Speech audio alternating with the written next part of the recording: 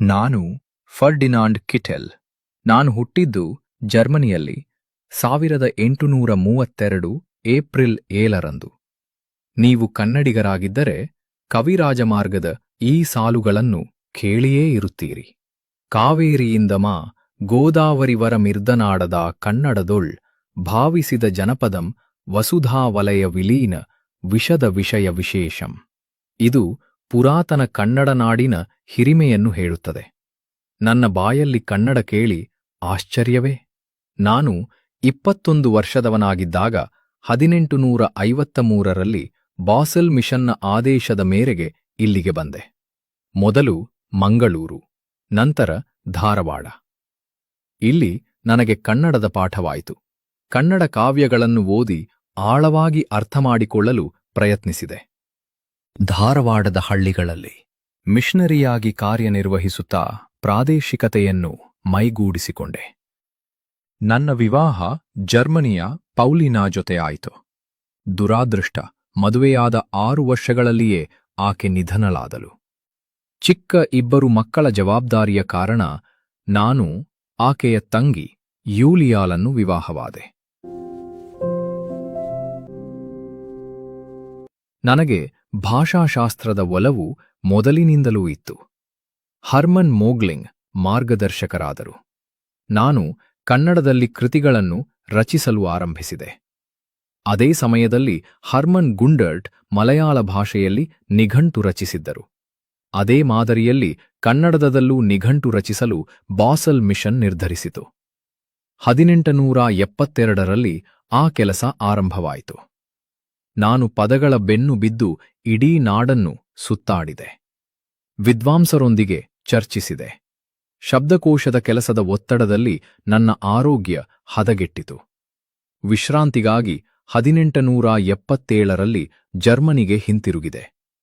ಅಲ್ಲಿಯೂ ನಿಘಂಟಿನ ಕೆಲಸ ಮುಂದುವರಿಯಿತು. ಸಂಪನ್ಮೂಲದ ಕೊರತೆ, ಹಣಕಾಸಿನ ತೊಂದರೆ ನಡುವೆ 1888ರ ಹೊತ್ತಿಗೆ ಪ್ರಥಮ ಕರಡು ಸಿದ್ಧವಾಯಿತು. ನನ್ನ ದೃಷ್ಟಿ ಮಂದವಾಗಿತ್ತು. ಜೊತೆಗೆ ತಡೆಯಲಾರದ ತಲೆಬಾಧೆ. ಹಾಗಾಗಿ ನಾನು 1891ರಲ್ಲಿ ಜರ್ಮನಿಗೆ ಹಿಂತಿರುಗಿ ಟ್ಯೂಬಿಂಗನ್ನಲ್ಲಿ ನೆಲೆಸಿದೆ. 22 ವರ್ಷಗಳ ಪರಿಶ್ರಮದ ಫಲವಾಗಿ 1752 ಪುಟಗಳ 70,000 ಪದಗಳನ್ನು ಒಳಗೊಂಡ ಮಹತ್ವದ ನಿಘಂಟು 1894ರಲ್ಲಿ ಮಂಗಳೂರಿನ ಮುದ್ರಣಾಲಯದಲ್ಲಿ ಪ್ರಕಟವಾಯಿತು.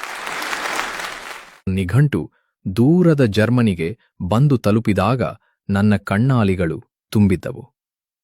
ಆ ಭಾವ ಮಾತು ಮೀರಿದ್ದು. ಟ್ಯೂಬಿಂಗನ್ ವಿಶ್ವವಿದ್ಯಾಲಯವು 1896ರಲ್ಲಿ ನನ್ನ ಕನ್ನಡ ಸೇವೆಯನ್ನು ಗುರುತಿಸಿ ಗೌರವ ಡಾಕ್ಟರೇಟ್ ಪದವಿ ನೀಡಿತು.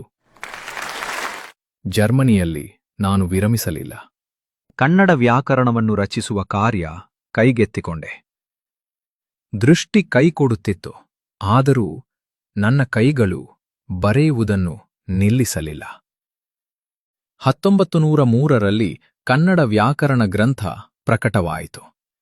ಆ ಪುಸ್ತಕವನ್ನು ಕೈಯಲ್ಲಿ ಹಿಡಿಯುವ ಹೊತ್ತಿಗೆ ನನ್ನ ದೃಷ್ಟಿಗೆ ಅಕ್ಷರಗಳು ಕಾಣುತ್ತಿರಲಿಲ್ಲ. ಆದರೆ ನನ್ನ ಬೆರಳುಗಳು ಕನ್ನಡ ಪದಗಳ ಮೈ ತಡವಿದವು. ಸಾಕು, ನನ್ನ ಕರ್ತವ್ಯ ಪೂರ್ಣವಾಯಿತು. ಈ ಬದುಕಿನಿಂದ ಮತ್ತೇನು ನಿರೀಕ್ಷಿಸಲಿ? ಕನ್ನಡ ಕುಲಕೋಟಿಗೆ ಶುಭವಾಗಲಿ. ಇಂತಿ ನಿಮ್ಮ ಕನ್ನಡಿಗ ಕಿಟೆಲ್. ಹೀಗೆ 71 ವರ್ಷಗಳ ಕಿಟೆಲ್ ಅವರ ಜೀವನ ಯಾತ್ರೆ ಡಿಸೆಂಬರ್ 18, 1903ನೇ ಇಸವಿಯಲ್ಲಿ ಮುಕ್ತಾಯವಾಯಿತು. ಅವರ ಬದುಕಿನ ಈ ಅನನ್ಯ ಕಥೆಯನ್ನು ಚಲನಚಿತ್ರವಾಗಿಸುವ ಬಯಕೆ ನನ್ನದು. ಇದಕ್ಕೆ ನಿಮ್ಮ ಬೆಂಬಲ ಅತ್ಯವಶ್ಯ. ನಮಸ್ಕಾರ, ನಿಮ್ಮ ಪಿ. ಶೇಷಾದ್ರಿ.